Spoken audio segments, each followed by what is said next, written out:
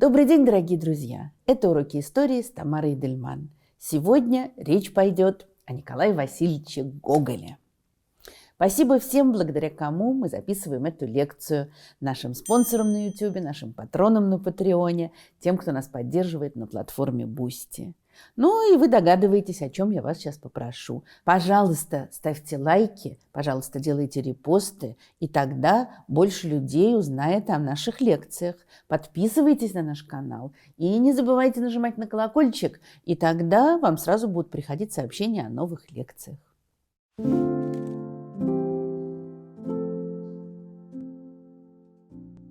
Все мы знаем, что Гоголь был великим писателем.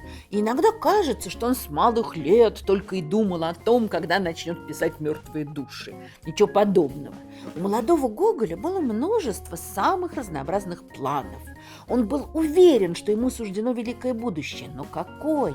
Мальчиком он мечтал о дальних путешествиях. В гимназии так прекрасно играл в спектаклях, что ему прочили актерскую карьеру. Он даже пробовал поступить в театр, но его не взяли. Сам он считал, что сможет стать выдающимся государственным деятелем, и несколько раз пытался сделать карьеру чиновника, тоже не слишком удачно. И только пройдя через все неудачные попытки, он смог осознать себя. Не было во времена Николая Васильевича образовательной платформы «Нитология». Как бы она могла помочь ему разобраться в себе? И если вы, как Гоголь, тоже пытаетесь выбрать для себя то или иное поприще, то команда «Нитологии» готова помочь вам. Здесь вам предложат самые передовые методики преподавания, поддержат в течение всего обучения и даже помогут с трудоустройством. «Нитология» предлагает большой выбор профессий для обучения: программирование, дизайн, финансы, маркетинг.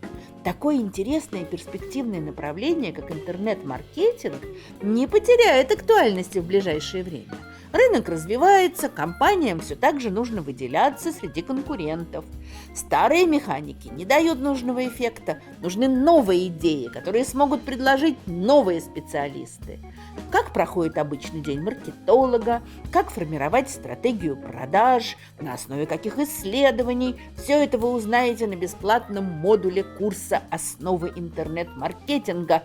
Старт в профессии». Если это то, что вы и хотели, продолжайте обучение в этом направлении или выбирайте новое по душе. А если обучение вам не подойдет, то «Нитология» вернет деньги или даст доступ к другому выбранному вами курсу. Переходите по ссылке в описании, записывайтесь на курс «Основы интернет-маркетинга. Старт в профессии» и получите демо-доступ к курсу. Или сканируйте QR-код на экране. По промокоду Эйдельман у вас будет скидка 45% на платные онлайн-курсы в «Нитологии». Спасибо «Нитологии» за то, что помогает людям разобраться в себе. И спасибо за поддержку уроков истории с Тамарой Дельман.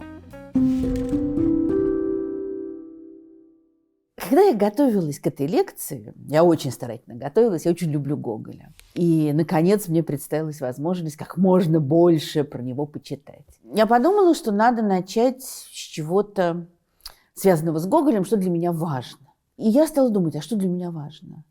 И я поняла, что это даже очень нелегко определить, потому что Гоголь, наверное, далеко не только я могу так сказать, а очень многие, что Гоголь буквально пронизывает нашу жизнь. Причем в самых разных сферах, в самых разных обстоятельствах. Вот с одной стороны, он с нами с детства. Наверное, все помнят это упоение, когда в детстве читаешь «Ночь перед Рождеством». А с другой стороны, конечно, когда я вспоминаю ужас, испытанный от чтения «Страшной мести», или, тут, наверное, тоже меня многие поймут, ужас от фильма «Вий» с Натальей Варлей. Вот это какие-то такие детские воспоминания важнейшие. Или я вспоминаю, как мы с родителями читали вслух «Ревизоры». Папа мой ужасно смешно изображал Христиана Ивановича, который издает непонятный звук. И много-много еще другого, конечно. Спектакли, фильмы, книги. И у каждого, конечно, это есть свое. И с другой стороны, про Грибоедова говорят, что горе от ума разошлась на пословице. А Гоголь, Собакевич подсел к осетру. Русь, куда несешься ты? Знаете ли вы украинскую ночь? Видимый миру смех, сквозь незримые, неведомые ему слезы. И еще много всего другого. У каждого есть такой свой набор. Есть некий образ Гоголя, как Высоцкий пел. Сказать бы Гоголю про нашу жизнь убогую, наверное, этот Гоголь бы нам не поверил бы. Вот Гоголь как такой, не знаю, камертон, как некий способ оценки. Ну, это прям Гоголь, то, что происходит. Это что значит? Это, наверное, скорее всего, это значит, что это какой-то абсурд. Или это что это какая-то жуть. Или, может быть, что это ужасно смешно. Или что это какое-то такое пиршество, прямо вот как у Гоголя описано. И много-много-много всего другого.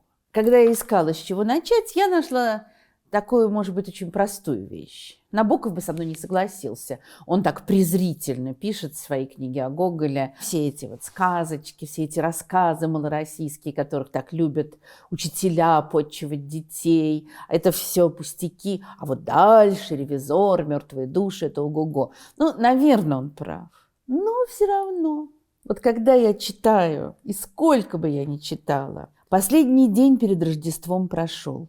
Зимняя ясная ночь наступила, глянули звезды. Месяц величаво поднялся на небо, посвятить добрым людям и всему миру, чтобы всем было весело колядовать и славить Христа. Морозило сильнее, чем с утра, но зато так было тихо, что скрип мороза под сапогом слышался за полверсты. Еще ни одна толпа парубков не показывалась под окнами хат. Месяц один только заглядывал в них украдкою, как бы вызывая принаряживавшихся девушек выбежать скорей на скрипучий снег. Тут через трубу одной хаты клубами повалился дым и пошел тучью по небу. И вместе с дымом поднялась ведьма верхом на метле.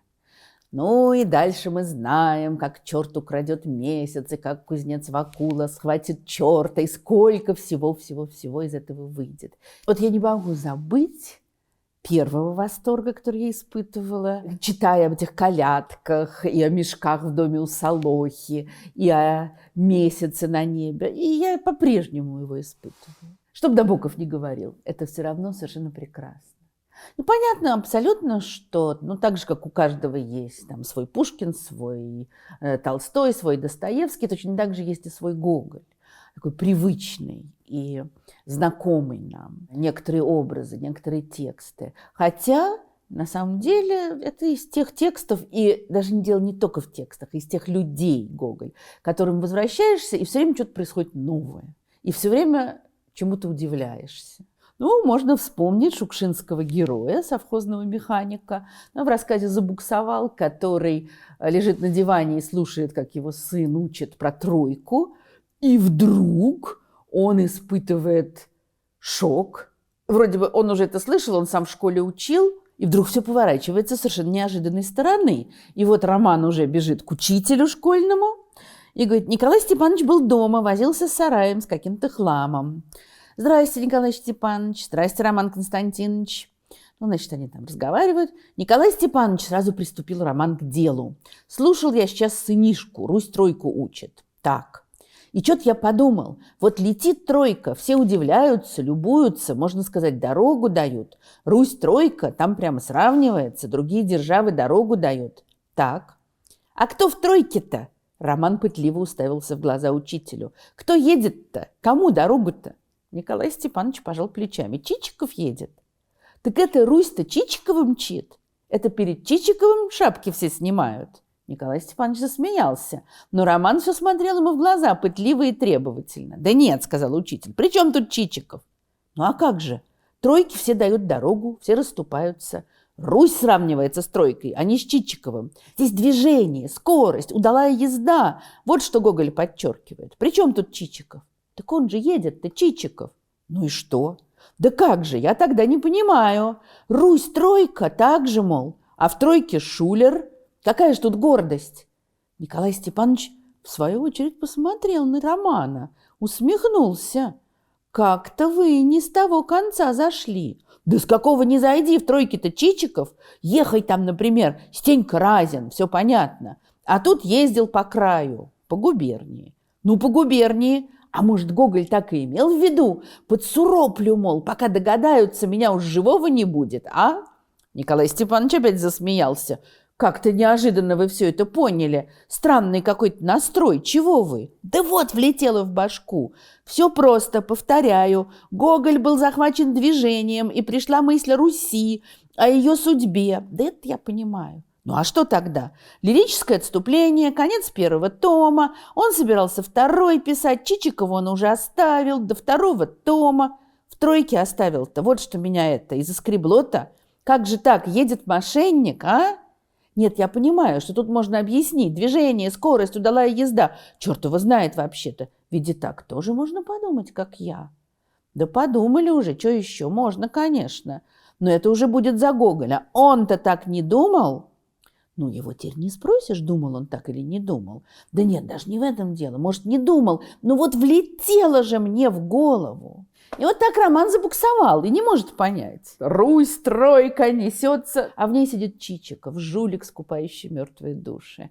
Ну, и тут даже дело не в этой замечательной иронии Шукшина, прекрасной, актуальной, и тогда, когда писалось, и теперь, и раньше. Именно в том, что всегда можно услышать знакомый текст Гоголя или прочитать его и подумать, ой, а ведь еще и это, а еще и это.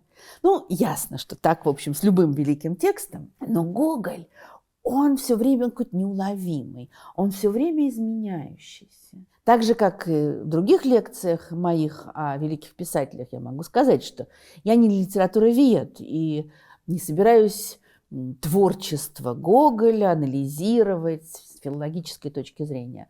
Но сам Гоголь, то, о чем он думал, то, как он себя вел, то, как он жил, то, о чем он писал и как он писал. Это предмет не только филологии, но и истории. Истории культуры, скажем так, истории России, истории общественной мысли. Потому что Гоголь сконцентрировал в себе очень многое. Это было понятно еще при его жизни, когда его книги воспринимались как явление. Не только художественные, но и общественные явления. И сам Гоголь, как мы знаем, с каждым годом все больше и больше думал именно об общественном воздействии своих слов, а не просто о художественном.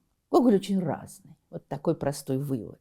Юрий Владимирович Манн, замечательный специалист по русской литературе и по Гоголю, в частности, написал о том, что слово «загадочный» часто применяют, скажем, к творчеству Гоголя, а можно вполне сказать, что у него загадочная жизнь.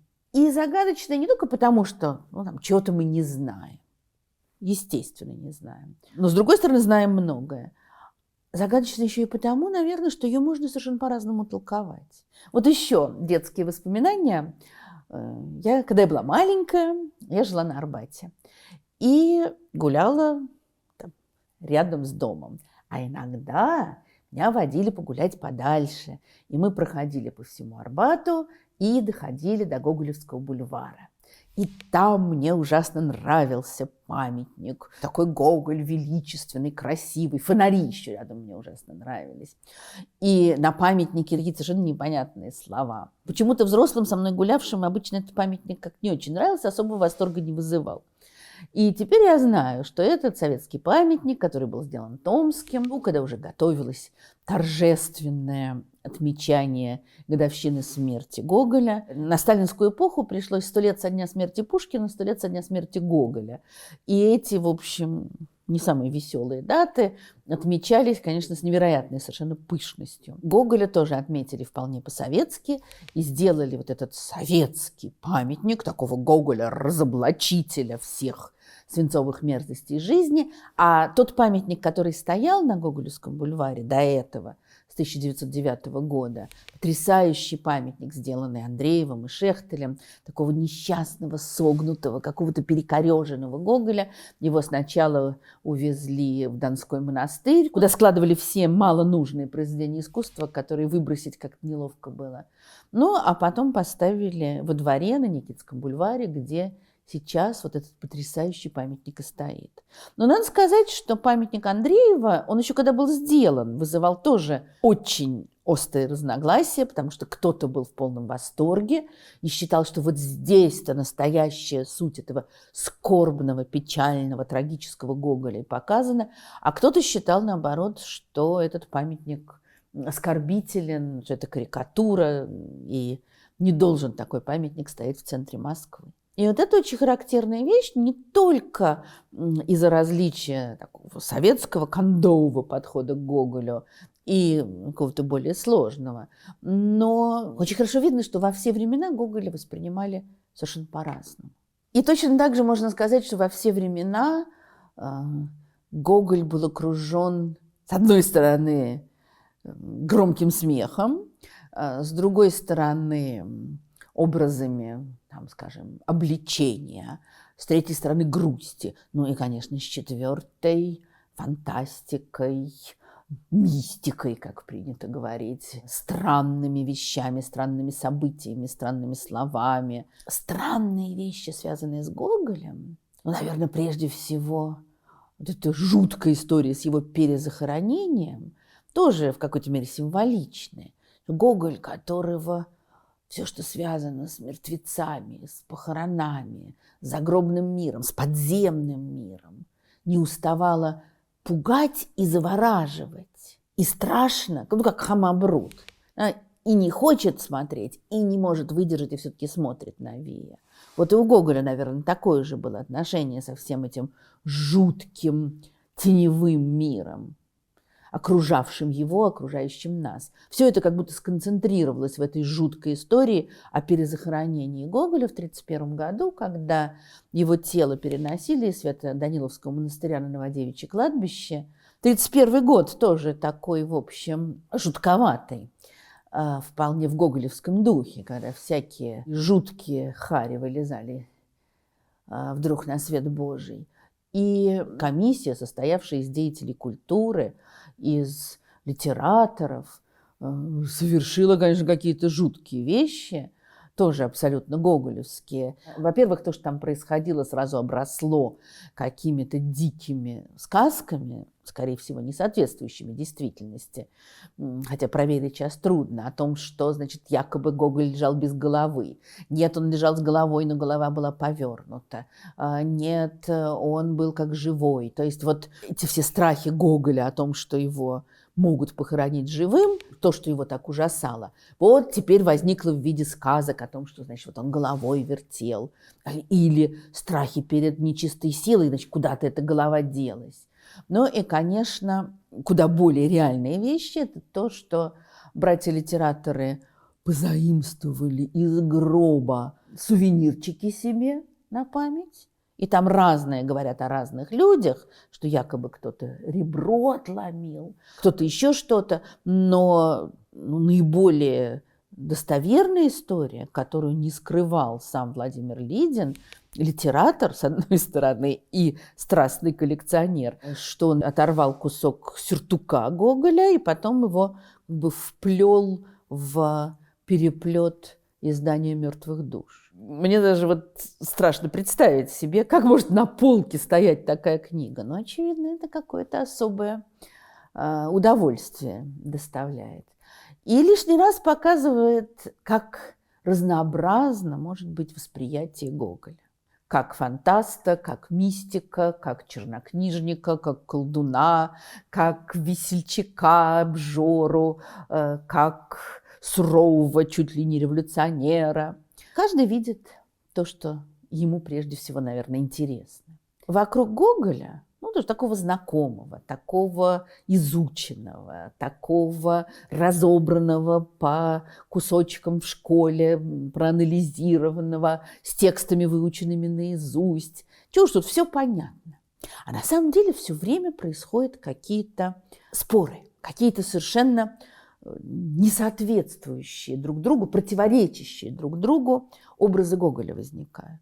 Прежде всего, самая такая, казалось бы, простая вещь, но которая мне, например, кажется невероятно важной.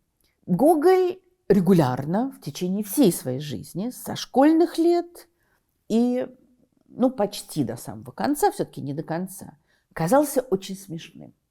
Очень смешным было то, что он говорил, очень смешным то, что он делал, очень смешным было то, что он писал. Вот это вот комическая стихия, ну уж сколько книг написано о смехе у Гоголя, комическом у Гоголя.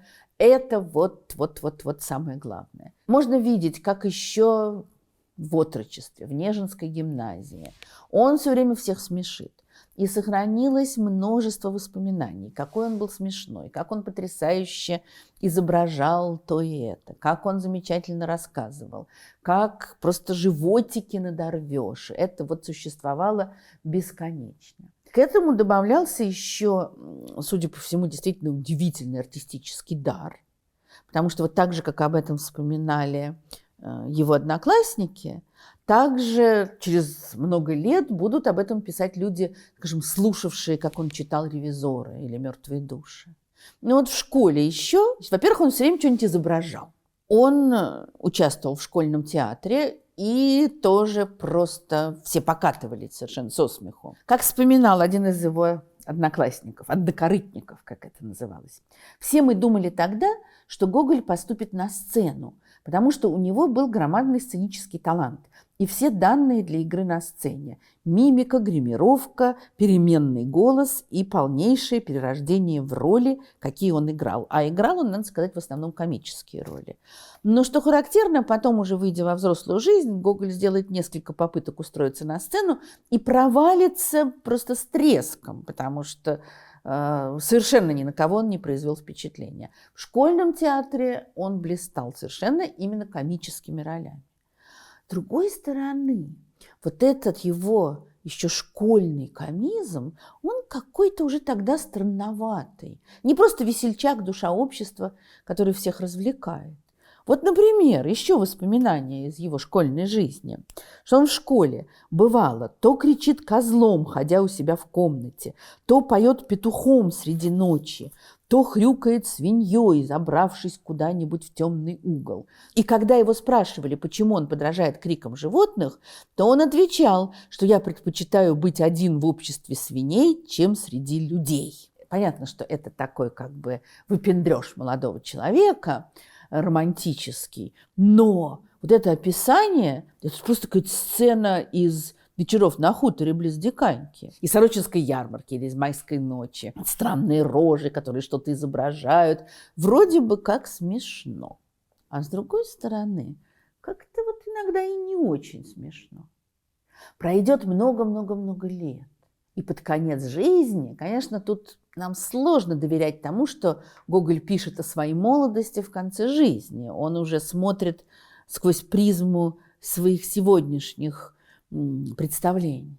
Но он будет писать, тоже вспоминая свою молодость, что у него была некоторая душевная потребность. На меня находили припадки тоски, мне самому необъяснимой, которая происходила, может быть, от моего болезненного состояния. Чтобы развлекать себя самого, я придумывал себе все смешное, что только мог выдумать. И вот здесь начинается всем нам известная тема, все учили в школе про видимый миру смех и незримые неведомые ему слезы.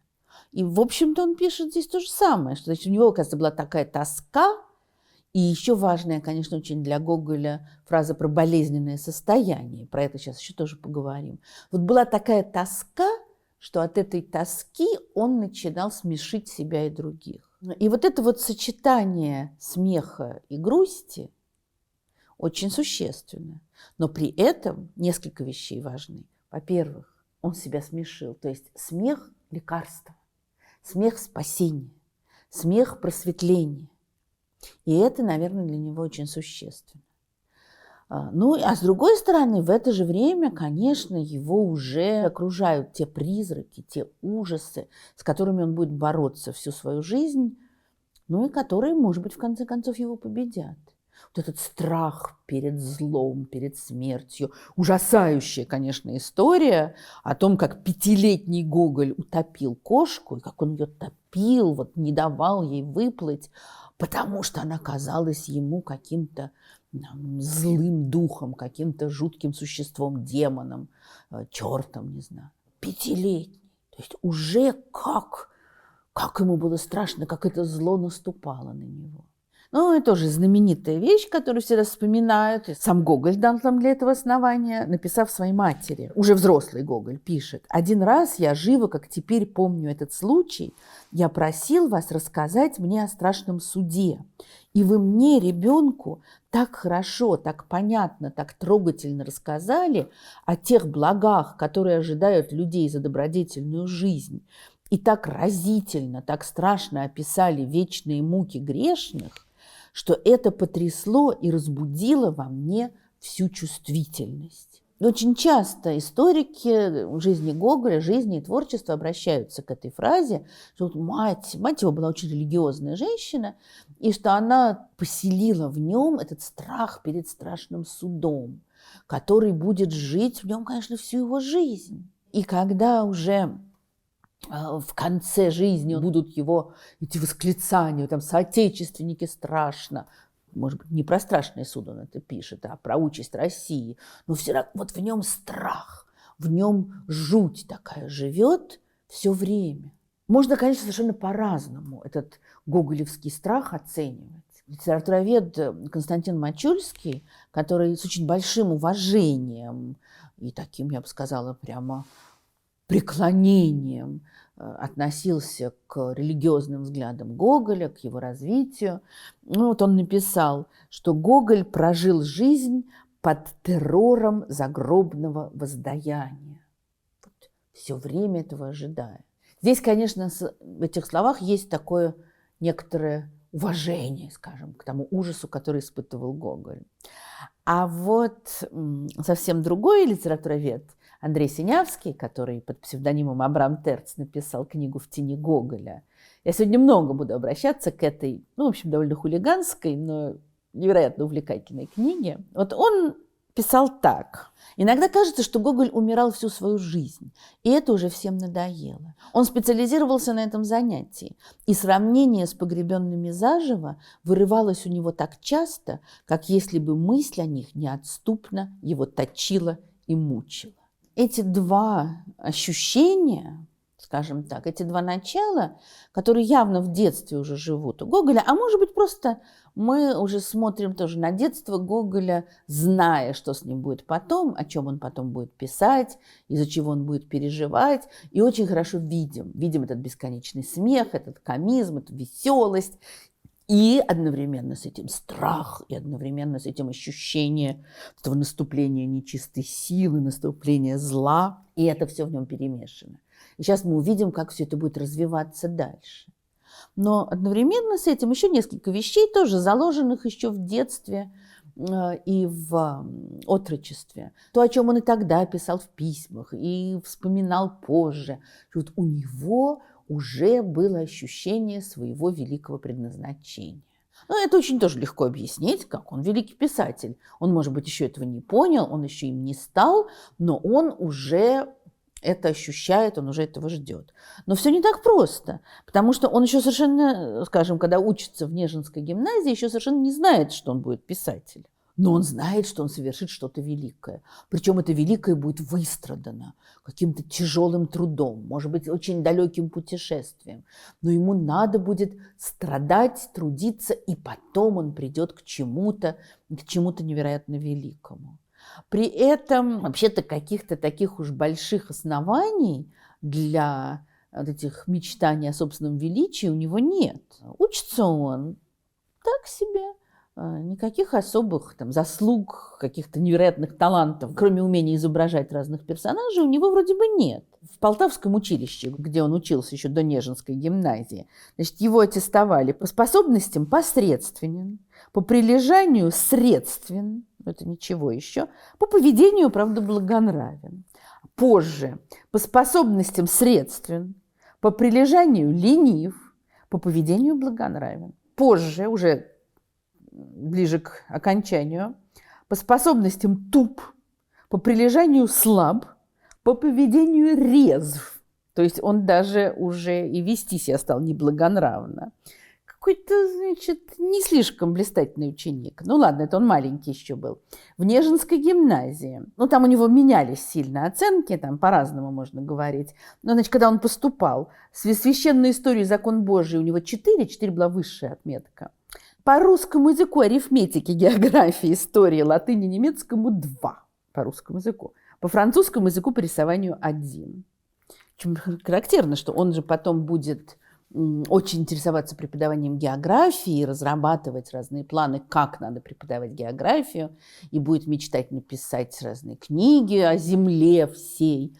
И историю он будет преподавать, и писать будет исторические сочинения. Но вот пока что у него все это не очень получается. Ну, тут, конечно, можно сказать, какое огромное количество великих были двоечниками в школе, не доучились в университете, вспомнить Стива Джобса, Билла Гейтса и еще многих-многих-многих других, которые сначала были вот такими, а потом достигли невероятных высот.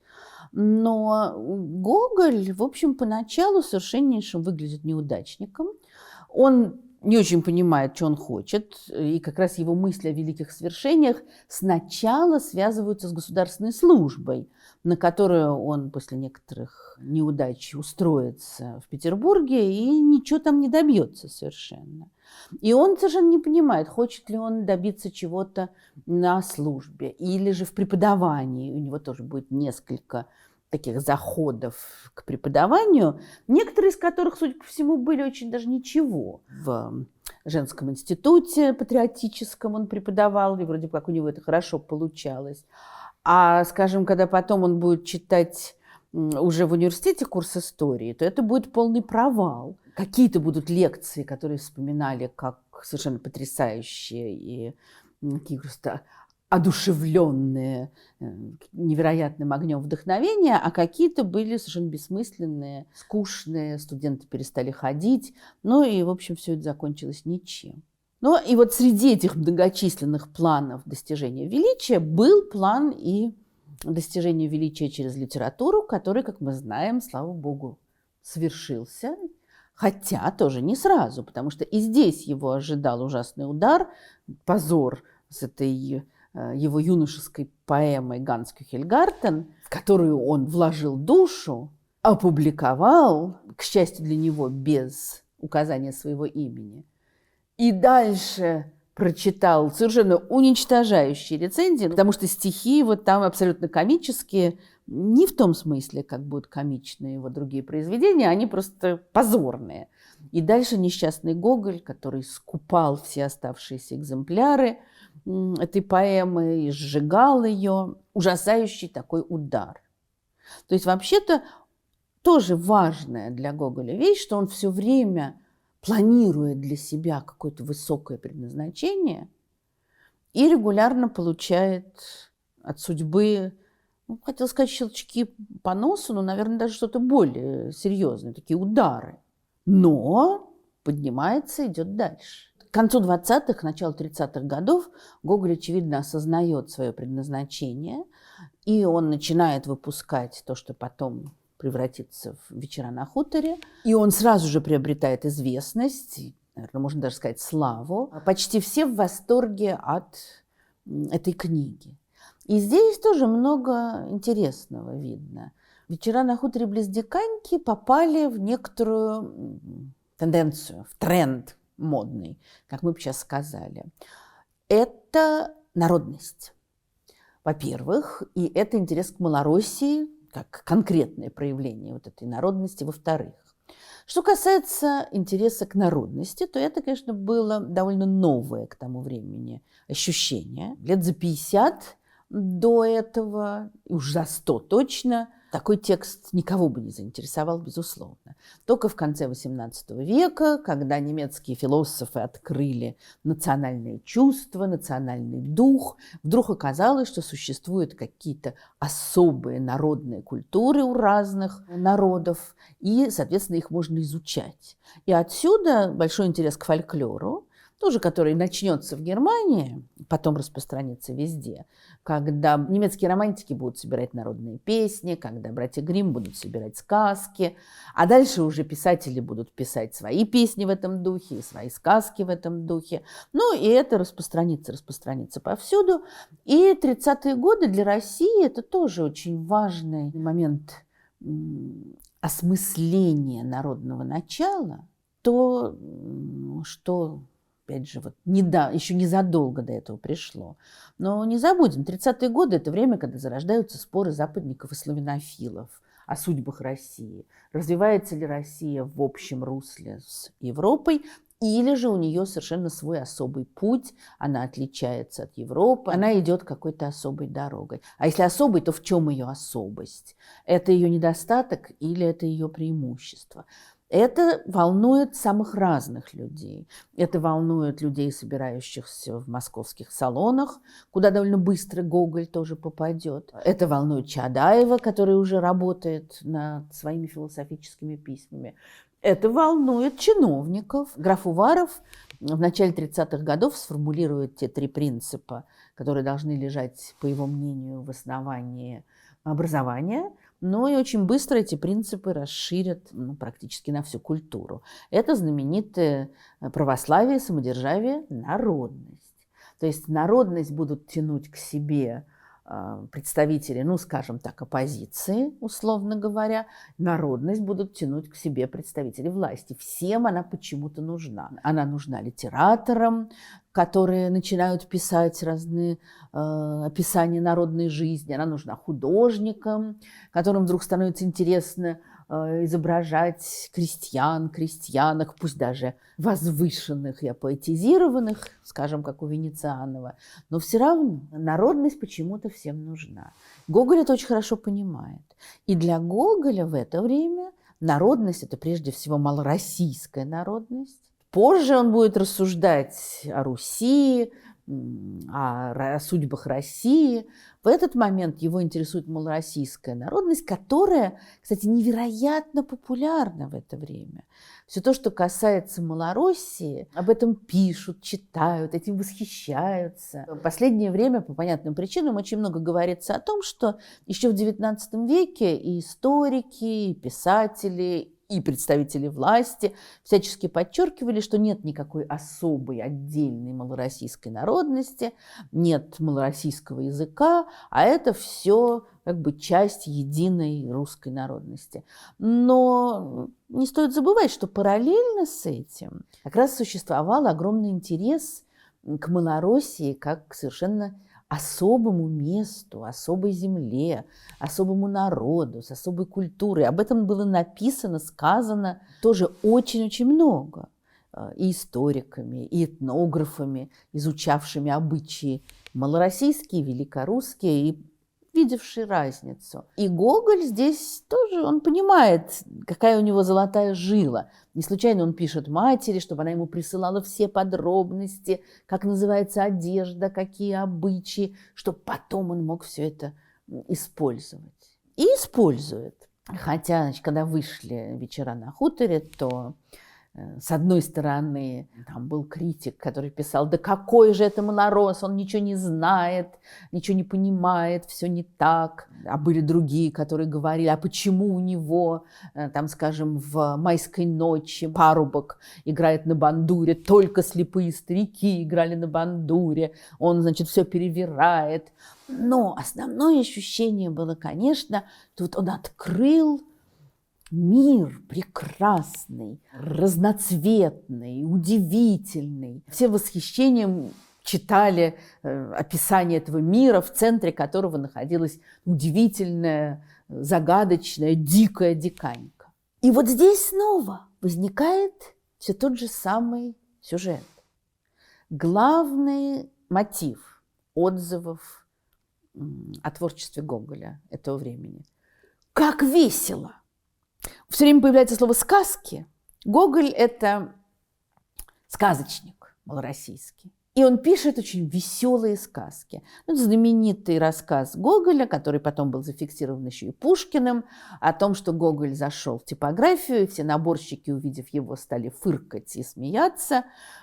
Почему? Потому что, оказывается, они, когда набирали «Вечера на хуторе», то они смеялись. И Гоголь как-то даже с некоторой стыдливостью это рассказывает. Вот, мол, значит, вот она, моя аудитория, наборщики. А Пушкин это преобразовал в похвалу Гоголю, что даже наборщики восхищаются и смеются. Осталось впечатление об очень веселой книжке. Но на самом деле там далеко не все такое уж веселое. Даже по чисто формальным обстоятельствам. Сорочинская ярмарка заканчивается свадьбой. Ночь перед Рождеством заканчивается хэппи-эндом. Но, там, скажем, в том же вечере накануне Ивана Купала совсем не веселенькая и заканчивается очень печально. Я уж не говорю о второй части, об этой жуткой страшной мести. Это интересно с точки зрения того, как люди воспринимают тот или иной текст. То есть в начале 30-х, когда Гоголь начинает печататься, люди видят прежде всего веселое в этих текстах. Вот чем ближе к нам, даже еще не в 20 веке, вот уже в 19-м, и потом тоже, чем ближе к нам, тем больше обращают внимание на то, что вообще-то никакой особой веселости там нет. Юрий Владимирович Манн пишет: «У всех повестей вечеров есть некая общность финалов.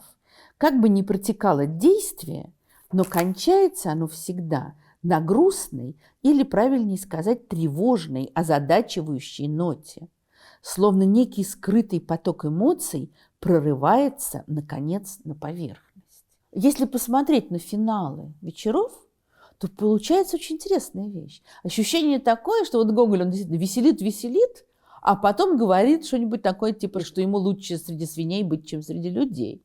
Вот как в школе. Сорочинская ярмарка, такая веселая, развеселая байка. Эти, значит, молодцы, которые сводят молодых вместе, и счастье любви, и наказана злая мачеха. После чего вдруг, не так ли и радость, прекрасная непостоянная гостья, улетает от нас, и напрасно одинокий звук думает выразить веселье. В собственном эхе слышит уже он грусть и пустыню, и дико внемлет ему. Не так ли резвые други бурной и вольной юности поодиночке, один за другим, теряются по свету и оставляют, наконец, одного старинного брата их, скучно оставленному, и тяжело и грустно становится сердцу, и нечем помочь ему. Вообще непонятно, откуда это вылезло. Причем тут весь этот предыдущий фарс с этой странной свадьбой на ярмарке. И вдруг такое рассуждение. В том же вечере накануне Ивана Купала. С жутким убитым младенцем. Совсем ничего веселого тут нет. Со всей этой нечистой силой. И заканчивается вообще катастрофой. Вот теперь на этом самом месте, где стоит село наше, кажись, все спокойно. А ведь еще не так давно, еще покойный отец мой и я запомню, как мимо развалившегося шинка, который нечистое племя долго после того поправляло на свой счет, доброму человеку пройти нельзя было. Из закоптевшей трубы столбом валил дым, и, поднявшись высоко, так что посмотреть шапка валилась, рассыпался горячими угольями по всей степи. И черт, нечего бы и вспоминать его собачьего сына, так всхлипывал жалобно в своей конуре, что испуганные гайвороны стаями подымались из ближнего дубового леса и с диким криком метались по небу. «Майская ночь» или «Утопленница», где вроде бы все хорошо кончается. Злую мачеху русалки наказали, и молодых соединили, все прекрасно. И все равно вроде бы все чудесно, так же торжественно дышала в вышине, и ночь, божественная ночь, величественно догорала. Так же прекрасна была земля в дивном серебряном блеске, но уже никто не упивался ими. Все погрузилось в сон, изредка только прерывалось молчание лаем собак, и долго еще пьяный коленник шатался по уснувшим улицам, отыскивая свою хату. Как бы не особый трагизм, но и веселья нет. Да все уснули, тишина, вот как будто бы вся эта радость исчезла. Про страшную месть уж и говорить не могу, про эту жуткую какую-то историю, которую поет слепец, объясняя все мистические события, которые происходили. Иван Федорович Шпонька, и тот в страхе и беспамятстве просыпался, и холодный пот лился с него градом. Заколдованное место. Так вот, как морочит нечистая сила человека. Я знаю хорошо эту землю. После того нанимали ее у батька под баштан соседние казаки. Земля славная, и урожай всегда бывал на диво. Но на заколдованном месте никогда не было ничего доброго. Засеют как следует, а взойдет такое, что и разобрать нельзя. Арбуз не арбуз, тыква не тыква, огурец не огурец. Черт знает, что такое. Опять черт. Вот у Мережковского есть работа «Гоголь и черт». И даже ночь перед Рождеством все прекрасно. Черт побежден, черевички получил, Оксану получил, все чудесно. Оно чем кончается? Что на стене-то в церкви намалевал Вакула черта в аду, такого гадкого, что все плевали, когда проходили мимо. А бабы, как только расплакивалось у них на руках дитя, подносили его к картине и говорили: «Он, бач, яко кака намалевано». И дитя, удерживая слезинки, косилось на картину и сжалось к груди своей матери. Меня в детстве очень смешило это: бач, яко кака намалевано, но, очевидно, из-за слова «кака». А на самом-то деле это черт, да? И вот это вот дитя, которое жмется к матери, это как бы воспоминание о страхе самого Гоголя.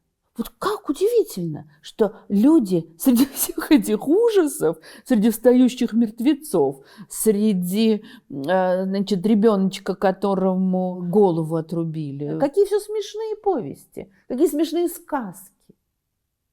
Не потому, что они были такие дураки, а мы сейчас такие умные. Там действительно очень много смешного. Но они видели прежде всего смешное. И, конечно, дело не просто в том, что повеселились, а потом, давайте мы теперь погрустим и вспомним, как человеку одиноко. А в том, что вот это все веселье происходит в окружении сил зла, в окружении нечистой силы. Как сказал один исследователь, что вообще главная тема вечеров – это борьба человека с нечистой силой. И, кстати, очень часто нечистая сила побеждает, как в том же вечере накануне Ивана Купалы. Она здесь присутствует, вот нечистая сила, везде. Ведьма, колдун, черт. Вот всюду кто-то как-то, вот силы тьмы, они здесь рядом. И с ними прям все время можно вступать в контакт. И тут мы снова возвращаемся к смеху, потому что он оказывается не просто способом утешиться, не просто способом победить свою депрессию, которая, конечно, у Гоголя сильно была представлена, а он оказывается способом бороться с этим злом. Мережковский, когда изучал тему Гоголь и черт, он написал, что смех Гоголя – это способ его борьбы с чертом, борьбы со злом. Гоголь действительно видит смех во всем. И в финалах Диканьки хорошо видно, когда он описывает какие-то грустные, печальные вещи, то все равно это как-то сделано так, что невольно ты можешь где-то улыбнуться. Комизм кроется везде. Живя посреди него, мы его не видим. Но если художник перенесет его в искусство, на сцену, то мы же сами над собой будем валяться со смеху и будем дивиться, что прежде не замечали его. И, конечно, это можно истолковать вот как такое желание обличать. Да, какие карикатурные персонажи везде, повсюду, мы их. И многие так это и трактовали, и до сегодняшнего дня трактуют. А можно, наверное, по-другому, что живой смех живет везде. Магическая сторона смеха – это нечто, что уходит в глубокую-глубокую древность. Языческие магические обряды, о которых Гоголь, может быть, и не подозревал, очень часто связаны со смехом, который, кстати, может быть совершенно непристойным, но это является залогом продолжения жизни, залогом победы над смертью. Я уже об этом говорила в самых разных лекциях, о том, как у древних римлян на похоронах почему-то высмеивали покойного, о том, какие бывали совершенно дикие, полупристойные и смешные обряды на поминках в той же Малороссии и в других славянских землях. Смех воспринимался как борьба со злом, борьба со смертью, как носитель жизни. Конечно, интересный вопрос, насколько Гоголь осознавал вот эту вот древнюю магическую стихию смеха, жившую в нем, но то, что он ее ощущал, это безусловно так. И это очень существенно, потому что смех, окружавший его, мог быть очень разным. Это могла быть такая романтическая ирония. Романтики любили посмеяться, над другими. К себе-то они относились достаточно серьезно. И изобразить карикатурно каких-нибудь мещан, филистеров, не понимающих высокого поэта. Но у них эта ирония как-то обычно довольно быстро превращалась в печальную усмешку. Так усмехнуться, глядя на окружающих. Позже, конечно, и в русской культуре, и не только, но в русской, конечно, очень сильно будет процветать такой сатирический смех, смех разящий, смех с жалом змеи, который осуждает и жжет, выжигает все недостатки. И Гоголя очень часто будут приписывать к этой традиции тоже, в какой-то мере, наверное. Но, как мне кажется, что все-таки для него совсем другие вещи важны. Для него важна эта какая-то древняя стихия жизни. По крайней мере, в начале.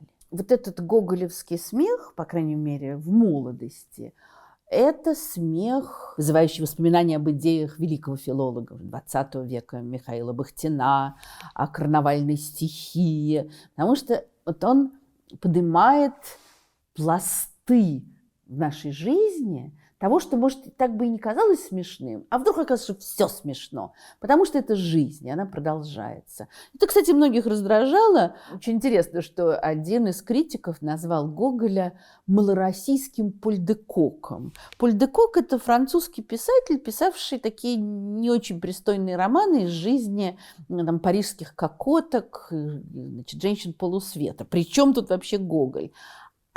Имелось в виду, что у Поль де Кока какие-то грязные темы для книг. И у Гоголя, что эти какие-то парубки, это какие-то деревни, эти какие-то непонятные существа. Это все грубо и грязно. А он просто, ему все нравится. И во всем можно найти повод для этого животворного смеха. И с этим, конечно, наверное, связана интересная и очень важная тоже для Гоголя тема вообще его отношения с телесным миром. Потому что такое наша жизнь? Это существование наших тел. Гоголь с детства все время болел. Или, скажем так, он всегда ощущал себя больным. Это тут тоже сложный вопрос, потому что, конечно, у него было много заболеваний. Конечно, он был очень хилый. Это безусловно. Есть ужасающее описание того, как бедного маленького Гоголя привезли в гимназию. Просто хочется слезами обливаться. В гимназию Гоголь был привезен родными, обходившимися с ним как-то особенно нежно и жалостливо, точно с ребенком, страдающим какой-то тяжкой неизлечимой болезнью. Он был не только закутан в различные свитки, шубы и одеяла, но просто-напросто закупорен. Когда его стали разоблачать, то долго не могли докопаться до тщедушного, крайне некрасивого и обезображенного золотухой Николая Васильевича. И все время воспоминания, что, значит, у него из ушей течет, и зубы у него болят, и он подвязывает себя платком, и живот у него болит. И как это было в гимназии, так дальше в течение всей жизни. И потом достигнет апогея уже в конце. Он все время болеет, он все время пишет про свои болезни, он все время говорит о том, какой он хилый, что он скоро умрет. Особенно кишечно-желудочный тракт, скажем так. Здесь очень у него все время проблемы. Что совершенно не противоречит, может быть, даже связано как-то с тем, что он был ужасный обжора. Он все время ел. По портретам совершенно не скажешь, что это человек, который обжирается. А есть множество описаний, как он любил поесть, как он любил посмаковать еду, как он любил угощать своих друзей разной малороссийской снедью. Он все время ест, причем ест как знаток. Он ценит это, он наслаждается этим. И это, конечно, все отражается в его творчестве. Все мы помним Пацюка в «Ночи перед Рождеством», которому галушки и вареники сами в рот летят. Или этот знаменитый пир у Собакевича, хотя это уже понятно, что более позднее время. Но, опять же, все это понятно, что пишет человек, скажем так, знающий толк в еде. Засим, подошедший к столу, где была закуска, гости хозяин выпили как следует по рюмке водки, закусили, как закусывает вся пространная Россия по городам и деревням, то есть всякими соленостями и иными возбуждающими благодатями, и потекли все в столовую, в Впереди их, как плавный гусь, понеслась хозяйка. Небольшой стол был накрыт на 4 прибора. Ну, значит, там пришла еще девица. «Щи, моя душа, сегодня очень хороши», — сказал Собакевич, хлебнувший щей и отваливший себе с блюда огромный кусок няни, известного блюда, которое подается к щам и состоит из бараньего желудка, начиненного гречневой кашей, мозгом и ножками. «Эдакой няни, — продолжал он, обратившись к Чичикову, — вы не будете есть в городе, там вам черт знает что подадут. Возьмите барана, — продолжал он, обращаясь к Чичикову, — это бараний бок с кашей, это не те фрикасе, что делаются на барских кухнях из баранины, какая суток по 4 на рынке валяется. Это все выдумали доктора немцы да французы, я бы их перевешивал за это. Выдумали диету, лечить голодом. У меня не так. У меня, когда свинина, всю свинью давай на стол. Баранина, всего барана тащи. Гусь, всего гуся. Лучше я съем 2 блюд, да съем в меру, как душа требует». Собакевич подтвердил это делом. Он опрокинул половину бараньего бока к себе на тарелку, съел все, обгрыз, обсосал до последней косточки. «Да, — подумал Чичиков, — у этого губа не дура». Вот эта любовь к пище, которая тоже является продолжением жизни, в ней у молодого Гоголя я тоже вижу какую-то такую языческую энергию. И это особенно удивительно, если представить себе этого хилого, вечно жалующегося на зубную боль, на какую-то жидкость в ушах, на золотуху, на кишки, на уныние. Вот у этого Гоголя такая любовь есть, готовить еду и описывать еду.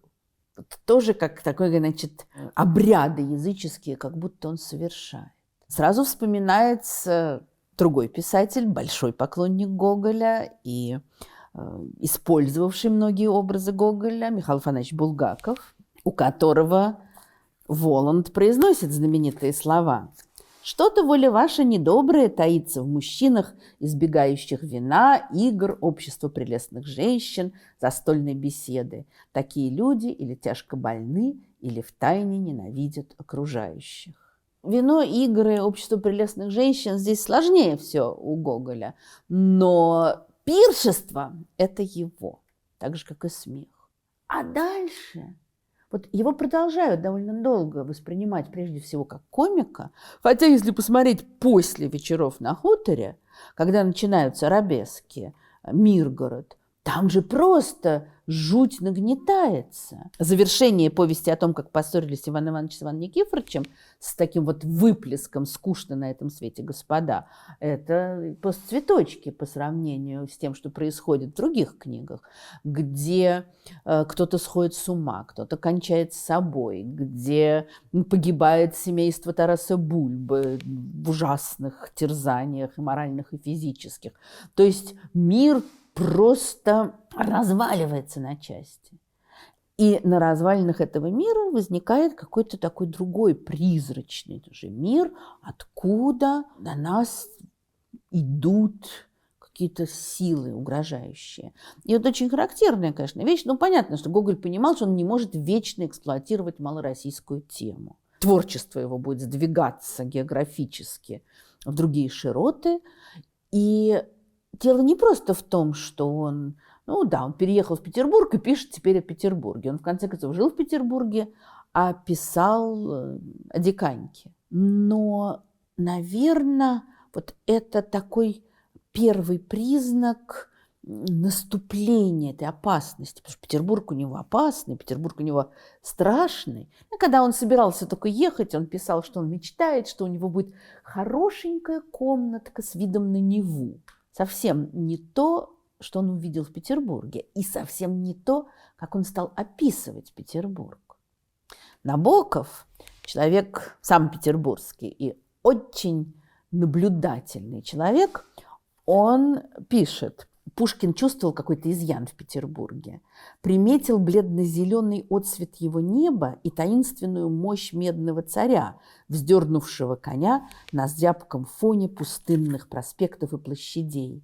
Но странность этого города была по-настоящему понята и передана, когда по Невскому проспекту прошел такой человек, как Гоголь. Ну и понятно, что Петербург, как и любой другой город, бывает очень разным. Солнечным, летним, зимним. Когда я оказываюсь в Петербурге, и там светит солнце, я всегда очень удивляюсь. Хотя вроде бы можно понять, что это естественный процесс.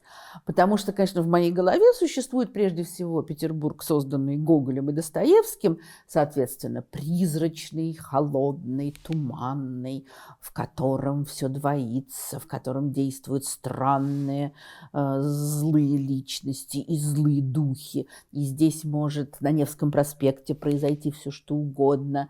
И здесь может там нос разъезжать в карете или ходить призрак Акакия Акакиевича. Понятно, я прекрасно знаю, что это может быть город, где просто живут люди обычной жизнью, веселятся, ходят в театр, в кафе, гуляют по улицам и так далее. Но образ культурный, вот, конечно, настолько мощный был создан Гоголем сначала, потом Достоевским, что уже как-то даже и трудно, надеюсь, я не обижаю никого из петербуржцев, даже трудно воспринимать по-другому. Как мне кажется, этот переход от Малороссии к Петербургу – это обострение ощущения опасности, не его личной, а вот вообще для человечества. Вот он все больше пишет о том, как сжимаются эти злые силы. Хотя, казалось бы, там тоже были колдуны, ведьмы, но там как-то это уравновешивалось. А вот тут становится все страшнее и страшнее. Но он по-прежнему, он хочет смеяться. Он пишет все время, что надо смеяться, комедию писать. И он пишет «Ревизора». И дальше происходят, конечно, совершенно невероятные вещи. Тоже, в общем, вполне гоголевские. Во-первых, для начала никто не понимает, что это за пьеса такая. Вот нам сегодня трудно себе представить. «Ревизор» настолько стал домашней пьесой, наверное, трудно найти взрослого, уж, по крайней мере, человека, который бы хоть в какой-то постановке не видел «Ревизора». Неважно, в школе, в театре, в кино. Но это что-то, с чем мы живем. Когда Гоголь читал «Ревизора» актерам Александринского театра, точно так же, как потом позже и в Москве, они, с одной стороны, они чувствовали, он еще читал потрясающе, они чувствовали, что это что-то классное, как здесь можно сыграть. А они не понимали, это совершенно не укладывалось ни в какие их представления о пьесах. В общем, многие в публике тоже были растеряны, потому что ничего подобного никто из них до этого не слыхал. И это уже такой вот гоголевский странный конфликт. Вроде как пьеса, а вроде как и непонятно. Но есть другая вещь, тоже совершенно, опять же, гоголевская. «Ревизор» был встречен с огромным энтузиазмом. Хлопали, вызывали автора. Все были в восторге, оппозиционная общественность в восторге. Царь, который сам разрешил эту постановку, который приезжал смотреть. Сначала приехал с наследником, потом привез всю семью. Знаменитые слова Николай вроде бы как сказал, что всем досталось в этой пьесе, а мне больше всех. Но при этом он смотрит, он смеется. Соответственно, естественно, весь двор, все вельможи тоже смотрят. А с другой стороны, все говорят, вот как он обличил всю нашу жизнь, разоблачил. Люди самых разных взглядов, художественных, политических, смотрят, аплодируют. Он идет с огромным успехом. Гоголь в отчаянии. Это тоже такие какие-то переходы, как будто бы, не знаю, туман с Невского проспекта пришел. Очень по-разному объясняют биографы Гоголя, что произошло. Но совершенно ясно, что Гоголь, вот этот успех, тут нетрудно понять успех. Все аплодируют, вызывают автора. Автора нет, он уже убежал из театра и где-то там в отчаянии бегает. Павел Васильчаненков писал так о том, что происходило на премьере. Уже после первого акта недоумение было написано на всех лицах. Недоумение это потом возрастало с каждым актом, как будто, находя успокоение в одном предположении, что дается фарс, Большинство зрителей, выбитое из всех театральных ожиданий и привычек, остановилось на этом предположении с непоколебимой решимостью. Ну, то есть, очевидно, смеялись, да, раз фарс дают. Однако в этом фарсе были черты и явления, исполненные такой жизненной силы, что раза два раздавался общий смех. Совсем другое произошло в 4-м акте. Смех по временам еще перелетал из конца зала в другой, но это был какой-то робкий смех, тотчас же и пропадавший, аплодисментов почти совсем не было, зато напряженное внимание, судорожное, усиленное следование за всеми оттенками пьесы, иногда мертвая тишина показывали, что дело, происходившее на сцене, страстно захватывало сердца зрителей. По окончании акта прежнее недоумение уже переродилось почти во всеобщее негодование, которое довершилось было 5-м актом. Вот если дочитать до этого момента, то можно подумать, вот почему Гоголь убежал. То есть он, наверное, смотрел, как все, разинув рот, глядят на сцену, подумал, о, никто ничего не понимает, и в ужасе убежал. Но что дальше-то происходит? Многие вызывали автора потом за то, что написал комедию, другие за то, что виден талант в некоторых сценах, простая публика за то, что смеялась, но общий голос, слышавшийся по всем сторонам избранной публики, был «это невозможность, клевета и фарс». Ну, то, что Гоголь оклеветал Россию в «Ревизоре», это часто потом говорилось. Но совершенно ясно, что его вызывали, аплодировали, обсуждали. Он в ужасе. Опять же, тому есть разные объяснения, что он был оскорблен тем, что не поняли его художественный мир.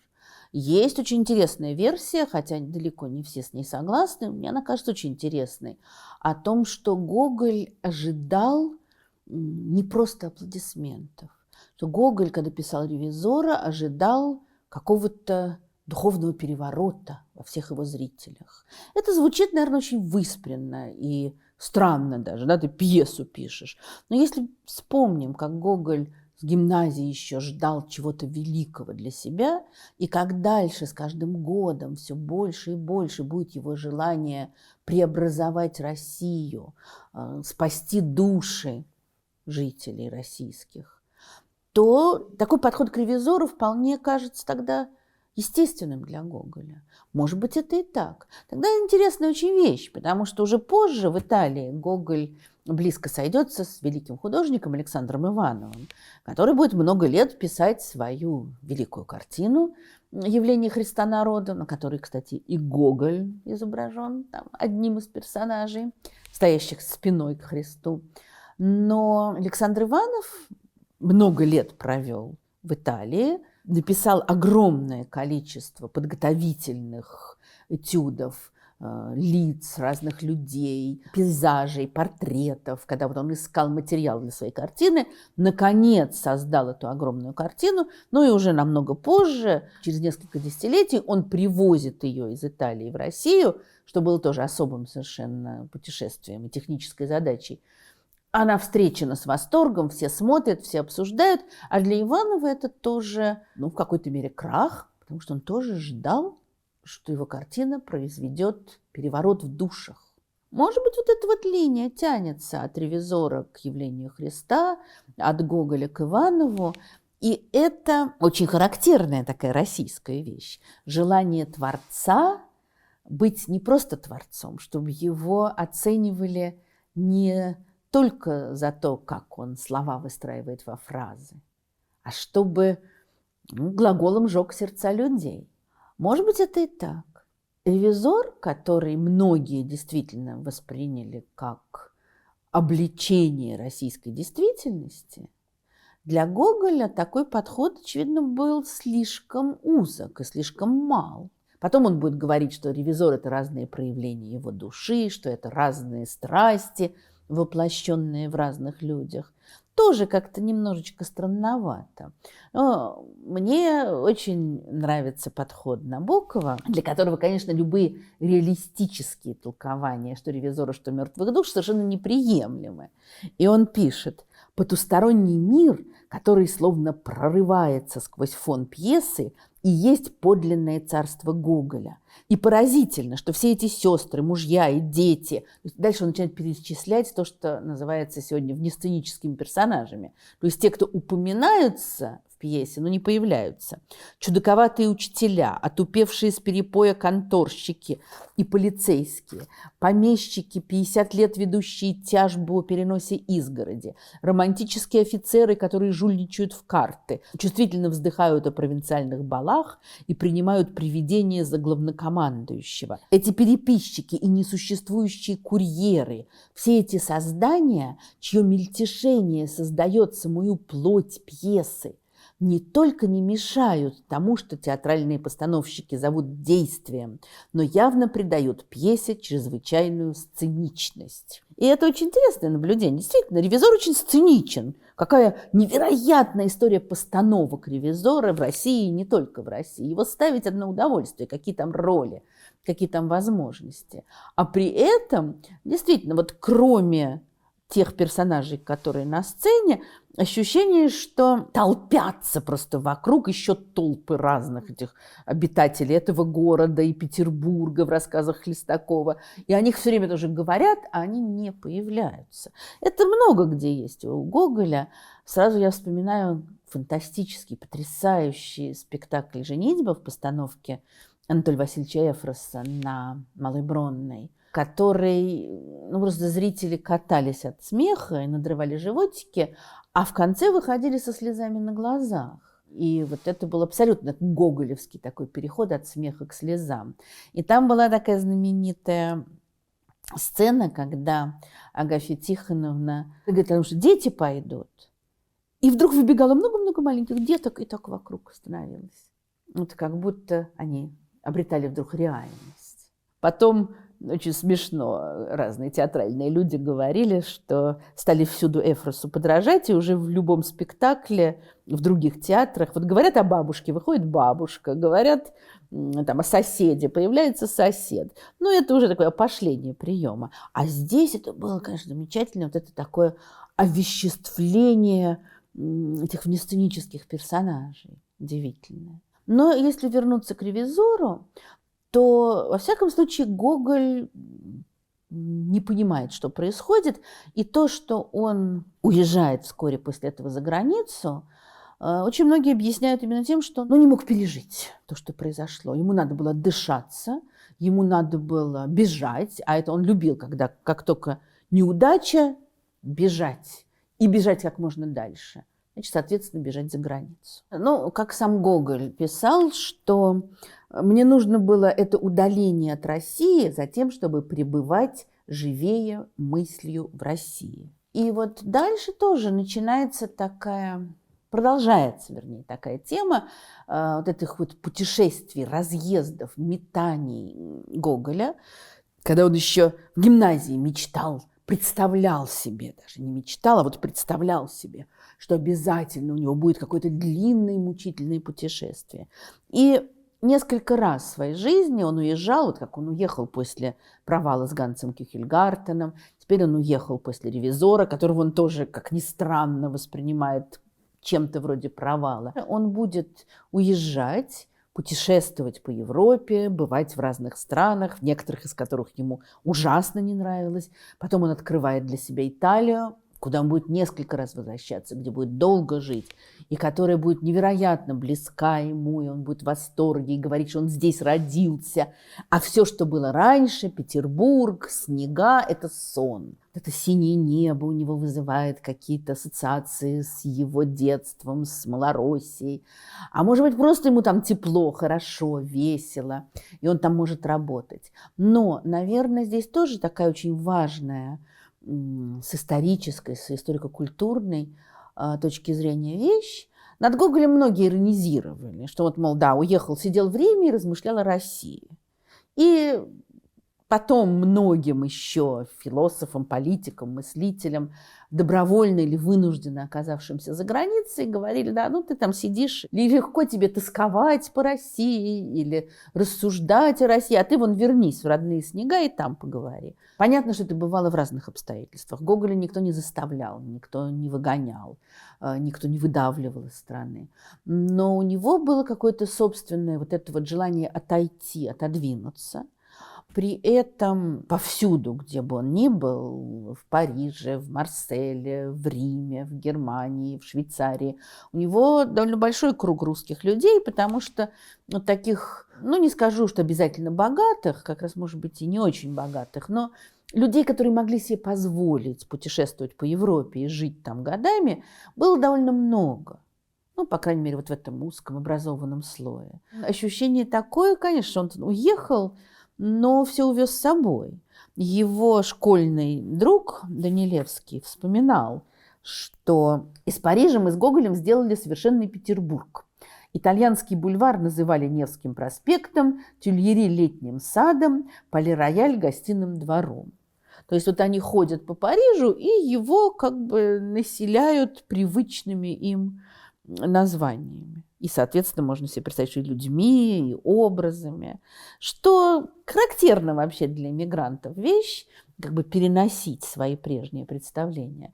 Но для Гоголя, наверное, важнее то, что он может вот как бы издалека посмотреть на Россию и продолжать писать. И он уже начинает работать над мертвыми душами. И дальше он будет ездить, он будет жить в Италии, он будет очень сильно болеть и все время вот думать, что он умирает, и у него будет явно уже развиваться депрессия, и какие-то вот странные ощущения, когда ему кажется, что он уже мертв. Потом он будет возвращаться к жизни, возрождаться, на какое-то время возвращаться в Россию, там, скажем, тоже присутствовать в Москве на постановке «Ревизора» и оттуда тоже убегать. Или читать друзьям какие-то куски из «Мертвых душ» и тоже убегать. И убегать вот куда-то туда, в далекую страну.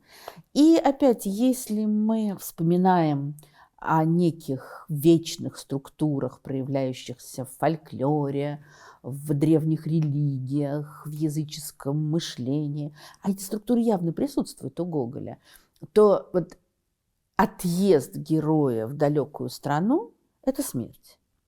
Или уход божества, а потом возвращение. Вот есть уходящие, возвращающиеся боги с точки зрения истории религии, а есть умирающие, воскресающие. И это очень похожий механизм. И похоже на то, опять же, я совершенно не уверена, что, то есть я уверена в том, что Гоголь еще не знал этих построений фольклористов XX века. Но то, что он, уезжая в прекрасную Италию, где так все здорово, где живо, где он заново родился. Если он заново родился, то это значит, что он до этого умирал. Он как будто ушел в другой мир. С каждым годом он все больше будет давать разных указаний своим друзьям, но об этом мы еще сейчас поговорим. И в частности, он пишет, там, скажем, просит никому не рассказывать сюжет «Мертвых душ». Эта просьба уехавшего, она священна. Вот это вот то, что его просьба теперь священна, потому что он уехал из России, он повторяет несколько раз. Логики нет абсолютно. Ну да уехал, и что? Но полное ощущение, что моя просьба священна, потому что я теперь перешел в какое-то другое состояние. Ну, может быть, я уже в царстве мертвых. Да? Ведь если мы заменим понятие уехавшего в Италию на просьбу, там, высказанную перед смертью, тогда слова о том, что она священна, будут куда более логичны. Вот, наверное, Гоголь в какой-то мере эти все свои отъезды ощущает как переход в иной мир, где он работает, конечно, где он живет. Самое интересное, что начинает меняться сам Гоголь. Не сразу, постепенно. Он много пережил за границей, вот эти все свои странные болезни, когда ему казалось, что он уже умер. Он пережил смерть своего молодого друга Вильгорского, которая стала для него невероятным ударом. И, наверное, еще больше заставила задуматься о собственной смерти. В 1941 году, когда Гоголь приехал в Москву, Аксаков, который очень его любил, преклонялся перед ним, записывает следующее. Он стал худ, бледен и тихая покорность воле Божией слышна была в каждом его слове. Ну, это понятные вещи. Скажем, он болел, он много работал, у него резко выросла его религиозность, которая раньше была сильной. Все ясно. Дальше что? Приглушилось его гастрономическое направление, а самое главное, ослабела наклонность к смеху. Вот интересно, что Аксаков две эти вещи ставит рядом. То есть он меньше обжора, ну, может быть, по состоянию здоровья, и он меньше смеется и меньше смешит других. Иногда, очевидно, без намерения слышался юмор и природный его комизм, но смех слушателей, прежде не противный ему или незамечаемый им, в настоящее время сейчас заставлял его переменить тон разговора. Ну, то есть, что происходит? Он видит, как люди реагируют на его какие-то смешные рассказы, на его смешные тексты, и ему это не нравится. Вот ему не нравится, что он вызывает смех. Он хочет быть серьезным. Ну и с одной стороны, ну что ж, не всю же жизнь писать какие-то веселые истории про кузнеца Вакулу. Что-то более серьезное. И надо сказать, что общественность его к этому толкает. Белинский уже объявил его главой натуральной школы. То есть, с точки зрения Белинского, одного из самых важных людей, конечно, для тогдашнего образованного общества, с точки зрения Белинского, Гоголь, вот главный реалист, главный разоблачитель всего дурного, что есть в обществе, главный человек, который описывает вот этот реальный окружающий мир, осуждает то, что в нем неправильно, ну, соответственно, там, скажем, по умолчанию можно предположить, что он приближает какое-то, ну, там, не буду говорить светлое будущее, но что-то другое. И с одной стороны, для Гоголя, скажем, похвала Белинского очень много значила, конечно. А с другой, это вот тоже, что толкает его в серьезное русло. Если ты разоблачаешь неправильную жизнь, да, свинцовые мерзости жизни, это дело серьезное. Поэтому даже если ты смеешься, то ты смеешься тоже так серьезно, разоблачительно. Но Андрей Синявский, ехидный, пишет следующее. Белинский немало постарался оторвать правдивое, действительное от фантастики в Гоголе, придав последний характер чужеродных напластований, без которых Гоголь, ему казалось, куда как прекраснее бы писал, проходя беспрепятственно по проверенной графе реализма. Белинский кастрировал Гоголя, чтобы сделать из него нечто удобочитаемое и пригодное для народа. Ну, злые такие ехидные слова, хотя, наверное, тоже какой-то резон в них есть. Другой ехидный товарищ Владимир Набоков, для которого, конечно, тоже никакого реалистического Гоголя не существует, как я уже говорила, он писал о мертвых душах: непонятно, какой надо иметь склад ума, чтобы увидеть в Гоголе предшественника натуральной школы и реалистического живописания русской жизни. Потому что с его точки зрения это все абсолютно такие вот фантастические персонажи. Ну и надо сказать, что, наверное, как в любой великой книге можно найти и то, потому что, ну, если вспомнить, опять же, вот историю разных интерпретаций Гоголя, то мы знаем прекрасные совершенно, ну, так сказать, скажем, реалистические изображения тех же героев мертвых душ, и мы знаем невероятные такие фантасмагорические, завораживающие, просто уносящие в другой мир экранизации или постановки Гоголя. Вот спектакль «Души» в театре Фоменко для меня – это квинтэссенция этого какого-то фантастического Гоголя, и очень страшно.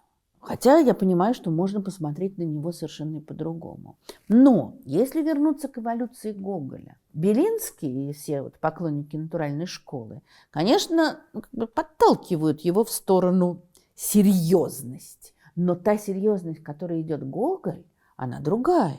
Он потом будет говорить, писать, да, что он, оказывается, тоже в «Ревизоре» там страсти бичевал, дурные. Но он вообще двигается в другом направлении.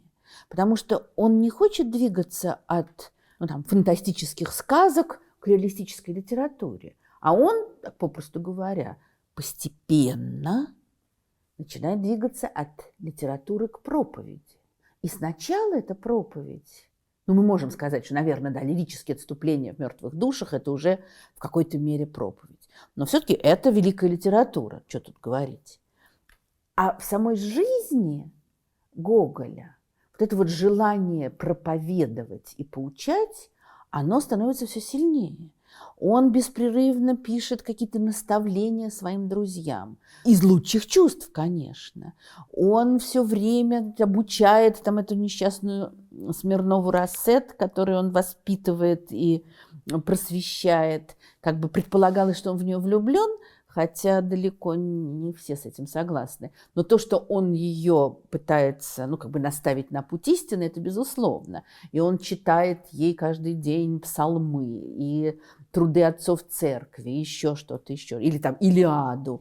Вот какие-то возвышающие тексты. То, что он пишет своим друзьям, вот действительно, даже Мачульский, восхищающийся Гоголем, и как раз, в отличие от большинства тех, кто писал о Гоголе, принимающие эту эволюцию и даже как-то одобряющие ее, он пишет, что некоторые письма Гоголя очень близким ему людям, Погодину, Аксакову, вообще невозможно читать без ужаса. У Погодина умерла жена, он ему высказывает сочувствие и тут же пишет: а ты знаешь, вот что твоей жене прежде всего в тебе не нравилось? Это качество и это. Понятно, почему он думает, что сейчас человек, оплакивающий жену, возьмется за ум, произведет напряженную душевную работу и исправится.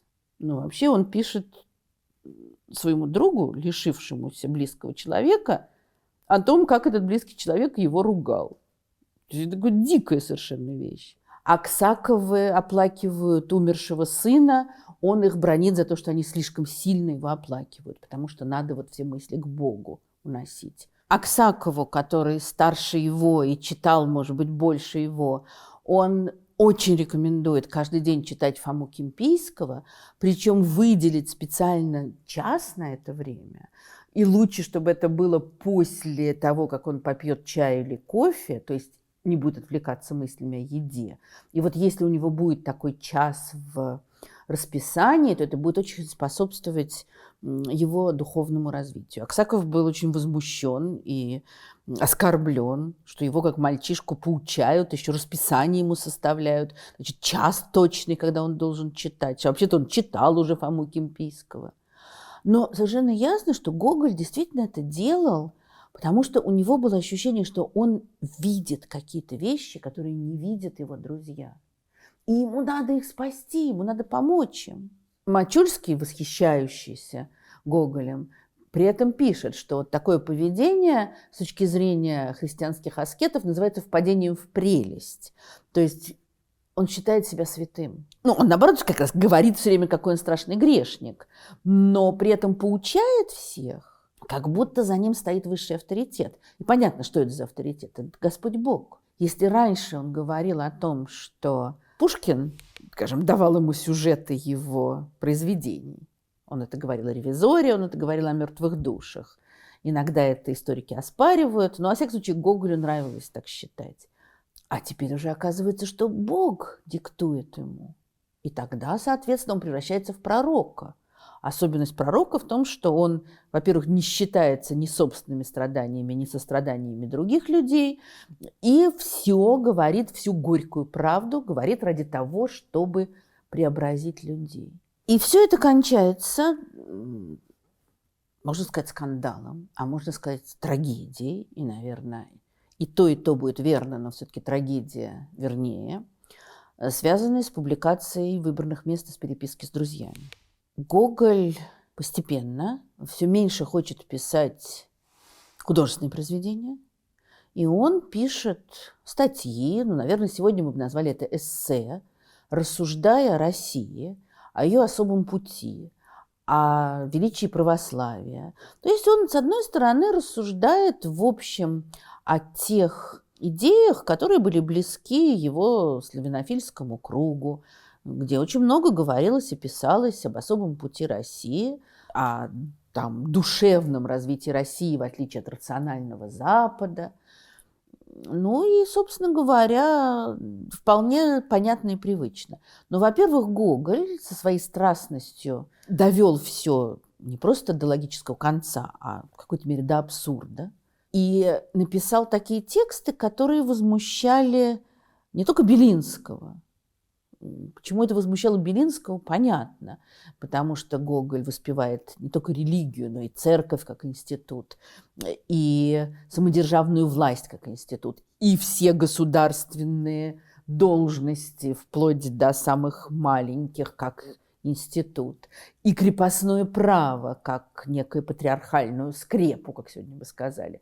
Понятно, что Белинский не может смириться с этим. Но это вызывает не меньший шок и у его друзей-славянофилов. И тот же Аксаков говорит, что эта книга – это проявление дьявольской гордости. В общем, большинство тех, кто писал об особом пути России в XIX веке, совершенно, скажем, не хотели воспевать крепостное право. Или же власть помещиков, которая Гоголю представляется чем-то совершенно благодетельным. Ну, или, вернее, власть помещиков, которая может стать благодетельной, если помещики будут правильно себя вести. Разброс оценок этого произведения, конечно, совершенно невероятен. То есть, конечно, большинство было шокировано и возмущено в тот момент. И, естественно, самая знаменитая реакция – это письмо Белинского к Гоголю, которое произвело тоже сильнейшее впечатление на Россию. И если самого Белинского не успели наказать, потому что он уже умирал, то, как мы знаем, Достоевский, например, пойдет в каторгу за то, что он просто читал письмо Белинского к Гоголю вслух. Проповедник кнута, апостол невежества, поборник обскурантизма и мракобесия, панигерист татарских нравов, что вы делаете? Взгляните себе под ноги, ведь вы стоите над бездной. Пишет Белинский, совершенно потрясенный. И через 100 с лишним лет после Белинского Абрам Терц, Андрей Синявский, не могу отказать себе в удовольствии читать отрывки из этого текста. Происходит что-то чудовищное. По дороге на кладбище, наверстывая упущенное, Гоголь, громко охая, соскакивает с автобуса и становится в центре арены, чтобы всей России давить на психику своим авторитетом и саном раскаявшегося писателя. И здесь же, не отходя от кассы, дирижировать своей панихидой. Ну, я понимаю, что этот развязанный тон может шокировать, но понимаю также, что он, конечно, осознанно пишет развязно, как бы в пику вот этой серьезности Гоголя, которая сформировалась в течение конца 30-х, начала 40-х годов. Дальше. Даже пересказывая, переписывая эти исхищрения, испытываешь стыд, будто следом за ним производишь что-то непристойное. Да заткнись ты, прекрати. Хочется пойти и вымыть руки. Нет, пишешь и пишешь. Это он к Гоголю, Николаю Васильевичу, обращается не совсем уважительно, но понятно, что действительно все эти рассуждения могут просто свести с ума. И даже Константин Мачульский, который свою книгу, которую я все время цитирую, «Духовный путь Гоголя», он писал в эмиграции в Париже в начале 30-х годов. И предварил ее таким предисловием, где он говорит о том, что вот эти поздние рассуждения Гоголя не были приняты его окружением, а что вот мы теперь с нашим историческим опытом, когда мы пережили революцию, гражданскую войну, эмиграцию, мы теперь смотрим на это совершенно по-новому. Казалось бы, вот при чем здесь революция, при чем здесь гражданская война и так далее. А у Мачульского взгляд следующий. То есть, с одной стороны, он, конечно, видит, что некоторые рассуждения Гоголя в переписке с друзьями – это, конечно, запредел абсолютный. Как это верно восклицает Гоголь, пересказ Мачульского, что полная любовь не должна принадлежать никому на земле. Она должна быть передаваема по начальству, и всякий начальник, как только заметит ее устремление к себе, должен в ту же минуту обратить ее к к поставленному над ним высшему начальству, чтобы таким образом добралась она до своего законного источника и передал бы ее торжественно в виду всех всеми любимый царь самому Богу. И Мачульский комментирует: Гоголь видел перед собой не мрачную Николаевскую Россию, а мистическое царство, некий святой град Китеж. Царь представлялся ему не в образе могущественного и грозного властелина, а в образе страдальца и молитвенника.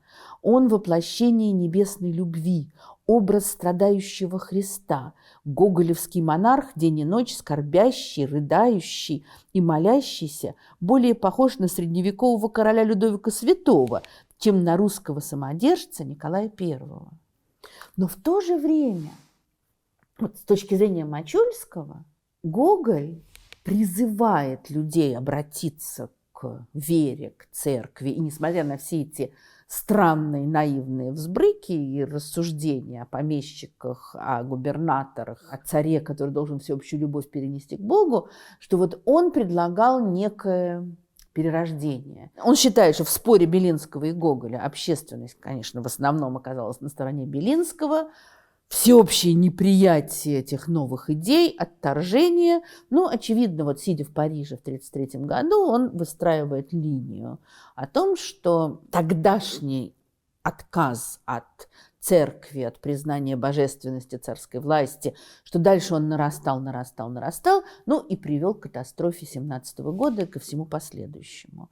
Тоже, в общем, логичное рассуждение. Хотя нахальное оскорбление Абрама Терца мне как-то в моей душе больший отклик находит. Ну и понятно, что можно по-разному относиться к выбранным местам из переписки с друзьями, можно их по-разному оценивать, каждый смотрит на них через призму своего опыта, своих политических взглядов, своей жизни и так далее. Но совершенно ясно, что здесь проявляется тоже характерная для российских писателей и творцов тенденция. Вот так же, как Гоголь надеялся сначала ревизором преобразовать русскую жизнь, потом, ну, похоже на то, что мертвыми душами и уже, во всяком случае, этим злосчастным вторым томом, и выбранными местами из переписки с друзьями, и действительно вот этими своими письмами, где он их всех поучает беспрерывно. Или так же, как Александр Иванов, который думает, что его картина должна произвести невероятное преображение. Это не только российская черта. Вот великий австрийский композитор Малер серьезно советовался со своими друзьями, как они думают, не будут ли люди кончать жизнь самоубийством из-за его музыки. То есть вот он воспринимал свою музыку таким образом. Но в России это представление о том, что есть вещи полезнее, чем художественная литература, они регулярно возникают. И это очень странно, потому что в России, ну уж по крайней мере в XIX и XX веке, как будет в XXI, не знаю, литература была важнейшим явлением. Это то, без чего невозможно жить. Это то, что определяет взгляды человека, его действия, все что угодно. И удивительно, какое количество очень даже неплохих, а иногда, прямо скажем, великих писателей, создав великие произведения, приходит потом к тому, что нет, это не то. Надо действовать по-другому. Не надо развлекать. А кто сказал, что твои книги развлекают? Кто сказал, что, не знаю, там повесть «Портрет» или «Ви» развлекают? Они, наверное, как-то по-другому действуют. Нет, надо воспитывать. Но опять не могу не обратиться к авторитету Синявского, Абрама Терца, который пишет: «Стоит вспомнить такие не связанные между собой фигуры, как Писарев, Толстой, Маяковский, не прибегая к более длинному списку литературных имен, чтобы заметить, что Гоголь не так уж одинок в своем иконоборчестве, в священной войне с эстетикой, поднятой под знаменем пользы». Ну и, конечно, Писарев с его разоблачениями Пушкина за то, что тот женские ножки воспевал. Чернышевский, говоривший, что прекрасная есть жизнь, и не видевший прекрасного в великих произведениях искусства. Лев Толстой, который отрекается от своих великих произведений. Вот что-то нужно было им другое. И можно, конечно, над этим посмеяться, можно возмутиться. тому, что происходит. Можно вывести самые невероятные последствия для российской жизни из действий этих людей. Можно сделать очень далеко идущие выводы и увидеть последствия литературных решений для всей истории России. Вот Мачульский видит, что в споре между Гоголем и Белинским в глазах общества, большинства общества побеждает Белинский, и дальше это ведет к отказу от Бога, к безрелигиозной России и к революции, к бесам революции. Набоков, тоже находящийся в эмиграции, как и Мачульский, пишет роман «Дар» и тоже выстраивает линию, идущую от середины XIX века к революции, к эмиграции и ко всей этой катастрофе. И линия у него вроде бы очень похожая. В романе «Дар», знаменитая 4 глава, жизнеописание Чернышевского, написанное героем романа Федором Годуновым-Чердынцевым, это такое, в общем-то, скажем, поругание Чернышевского, прежде всего потому, что он не видел истинной красоты в искусстве, в природе, в мире. Все время близоруко утверждая, что прекрасная есть жизнь, он не видел истинной эстетической красоты. И для героя Набокова, а в общем-то, наверное, и для самого Набокова, вот это вот отрицание красоты приводит к революции, к гражданской войне, эмиграции, вот к той же самой катастрофе. И, наверное, сегодняшние вот какие-то странные экоактивисты, которые надругались уже над 2 великими картинами, когда сначала в National Gallery в Лондоне облили подсолнухи Ван Гога каким-то томатным соком, а теперь Тагасена Мане облили каким-то картофельным супом или чем-то в этом роде. В обоих случаях для того, чтобы привлечь внимание к экологическим проблемам и к изменениям климата.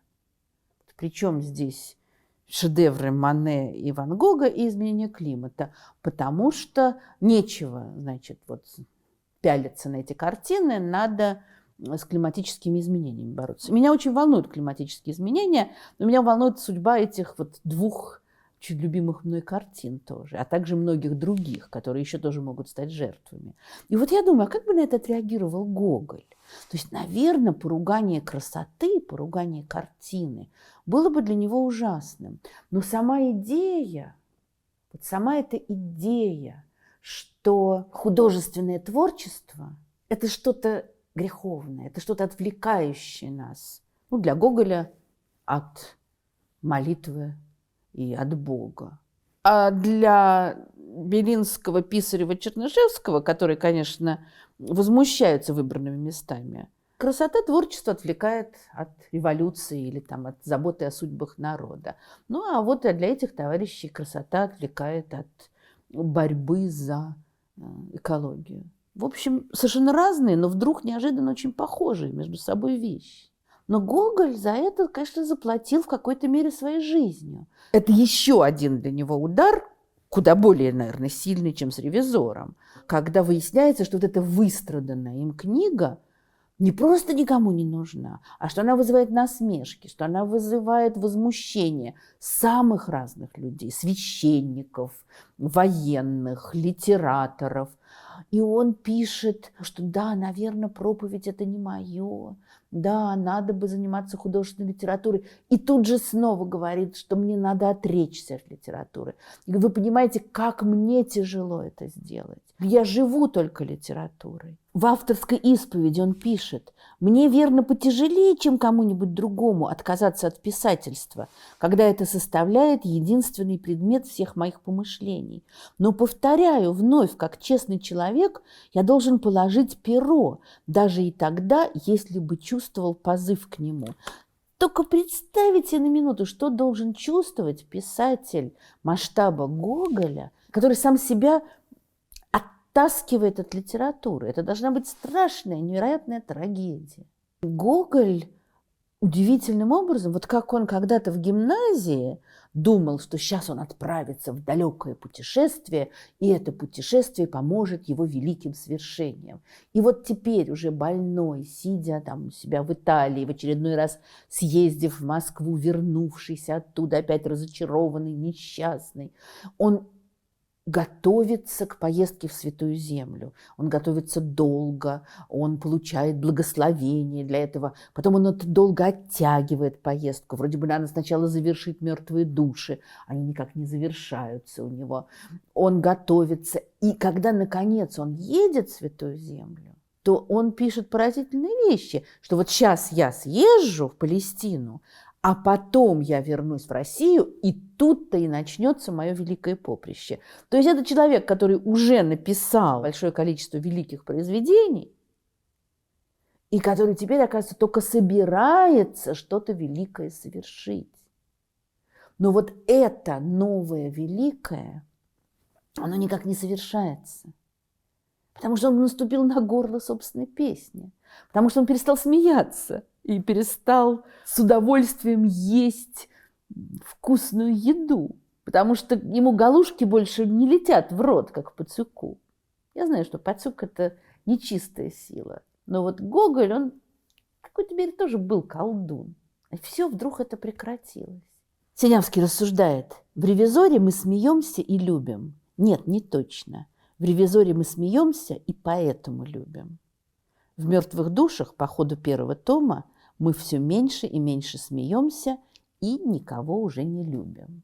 Ну, это личный взгляд Андрея Донатовича, но вот это вот представление о том, что смеха все меньше, жизни все меньше. И Гоголь сам все время тоже кается и говорит о том, что нет во мне любви. Ну, понятно, это такое христианское покаяние. Но он оказывается просто раздавлен, как мне представляется, раздавлен вот этой попыткой жить по-другому, этим стремлением преобразить весь мир. Ну и то, что происходит с Гоголем в конце жизни, конечно же, даже это, вот казалось бы, совершенно бесспорная вещь, это его страшное, жуткое умирание, последние месяцы, особенно его жизни, под контролем отца Матвея, который говорит ему: отрекитесь от Пушкина, отрекитесь от литературы. То есть вот от всего, от чего он не может отречься. Даже это вызывает самые разные оценки и интерпретации. Тот же сам Мачульский говорит, он с помощью отца Матвея преодолел душевный кризис, духовный кризис. Он вышел из него, и его последние месяцы были умиротворенными, прекрасными. Он любил детей, цветы, песни. Просто такая благостная картинка. Но Гоголь беспрерывно постится, его болезнь усиливается, он практически ничего не ест. Вот для меня это имеет такой символический смысл. Его мучительно лечат, он кричит, умоляет, чтобы его прекратили лечить, сняли эти пиявки, перестали опускать его в ванну. Аксаков сам очень религиозный человек и человек, очень любящий Гоголя, пишет: религиозная восторженность убила великого художника и даже сделала его сумасшедшим. Тоже с этим можно долго спорить и говорить, что, может быть, он не был сумасшедшим, и что это просто его болезнь, действительно, которая развивалась.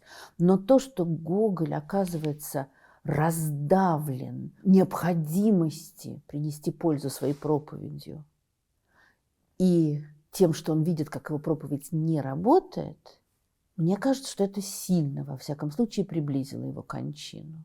Как бы ни относиться к его проповеди, наверное, это характерная для российского интеллигента судьба. С одной стороны, понятно, что судьба Гоголя уникальна во всем. Гоголь уникален во всем. Но вот это желание пожертвовать всем ради пользы, оно принимало и принимает в России самые разные формы. Иногда прекрасные, иногда ужасные, иногда страшные, отталкивающие. Но это характерная вещь. Но, наверное, остается только порадоваться тому, что все-таки мы получили и «Вечера на хуторе близ Диканьки», и «Миргород», кузнеца Вакулу, Ивана Ивановича Ивана Никифоровича, и Панночку, и Вия, и Чичикова, и Собакевича, и Хлестакова. и много всего другого. Спасибо, Николай Васильевич, за это. Спасибо всем, благодаря кому была записана эта лекция, нашим спонсорам на YouTube, нашим патронам на Патреоне и тем, кто нас поддерживает на платформе Boosty. Надеюсь, вы не забыли поставить лайк, сделать репост. Надеюсь, вы подписаны на наш канал. Благодаря этому больше народу узнает о нас, а это будет неплохо. И не забудьте про колокольчик. Благодаря колокольчику вы будете сразу узнавать о выходе новых лекций. И интересно, какой Гоголь для вас важнее всего? Автор «Вечеров на хуторе близ Диканьки» или автор «Вия», или создатель «Ревизора», или проповедник последних лет? Жду ваших комментариев. Счастливо!